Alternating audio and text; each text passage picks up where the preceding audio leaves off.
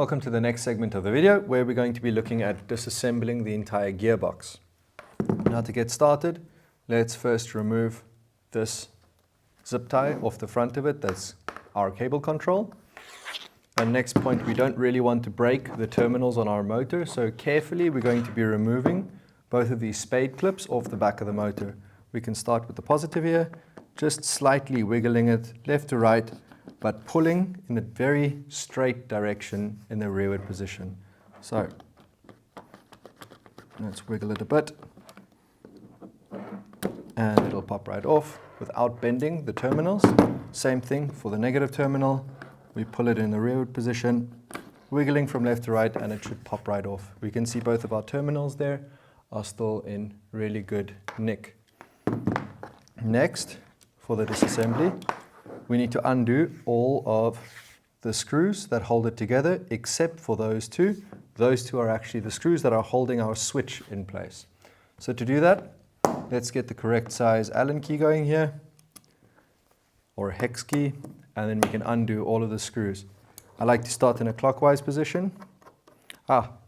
Before I forget, right now this gearbox is still under pressure and under spring tension of the main spring. So we'll have to remove that first by depressing the spring guide, pushing this button, and then letting the spring guide come out in a controlled manner, and then removing the main spring. Now the gearbox is safe to open up without exploding on us. So now we can undo all of the gearbox screws and place them carefully in a safe position. It helps to have a little bowl or a large working surface area where the screws can't roll around and fall on the floor, which would result in you losing a couple of your screws.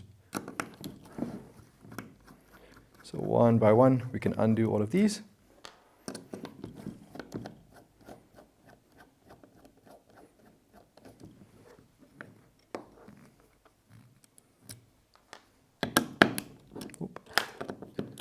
Can again skip those two, since those are the ones, the diagonal ones, holding in the switch for the trigger.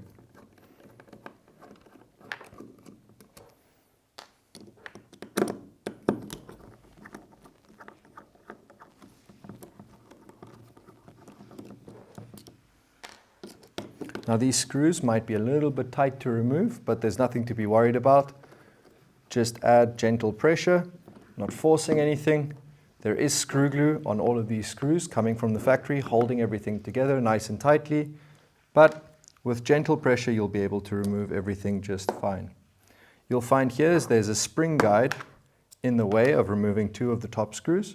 So for that, we'll have to change the size of the Allen key and remove that spring guide. You do not have to take off this entire piece.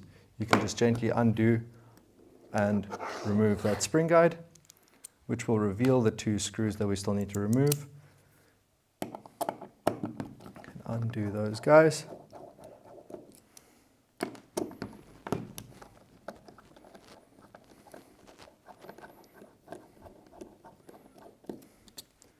And after removing this final screw in the center,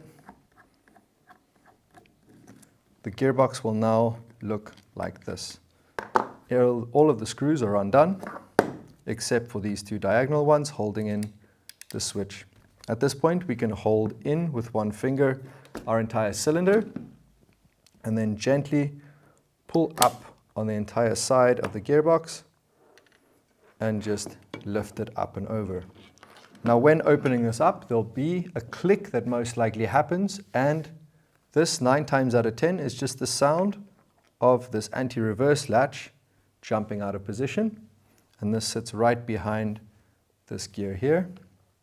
When opening it up as well, we need to pay attention to where the shims are inside of the system. So before removing any of the gears, you can see that sometimes there's 1 or 2 shims that stick to the side because of the grease. So to make sure that we know where those go, we can just lift that shim up and out. In this case, we can even see there is 2. And place it back onto the gear that is matching it on the other side to make sure that they don't get mismatched. So I'll place those 2 shims back onto the sector gear. And at this point, I want to remove the entire nozzle cylinder and piston assembly. To do that, I just pull up on the piston and the nozzle. Our tappet plate spring will jump up and off of this post, and we have this entire assembly in front of us. To further disassemble this is pretty simple. So the tappet plate comes off the bottom, and you'll see there is the tappet plate spring attached to the bottom of it. We can pull the piston straight out the back. We can pull the cylinder head straight off the front of the cylinder, and then we can remove the nozzle from the cylinder head. And at this point, the cylinder and piston assembly is completely disassembled. There should not be a need for you to remove the piston head at all, which is attached to the piston with a Phillips head screw. Right now we're looking at the rest of the gearbox, and in here we can see there is a switch. So to remove the switch, we undo those two screws.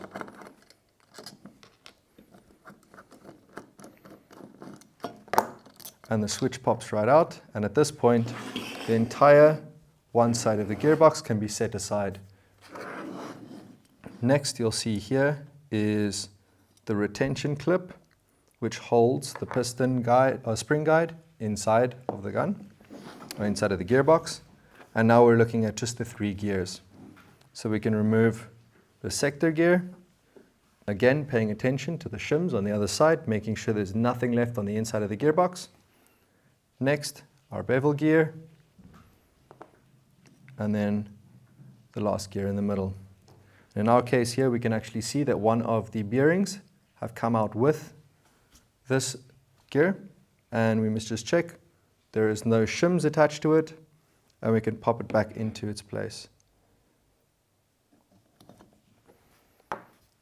Last but not least, we have the motor, and to remove our motor, we need to just adjust back to 0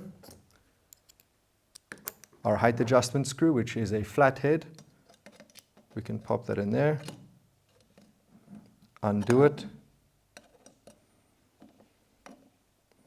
You don't need to back it out all the way.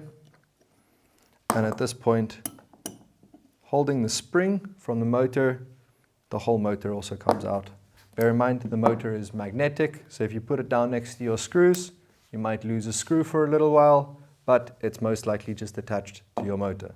At this point, the gearbox is completely disassembled, and what we can see, bar from the one pin that's still there, we can see that there is still 3 on each side of the gear bearings, but for the rest, this is a fully disassembled gearbox.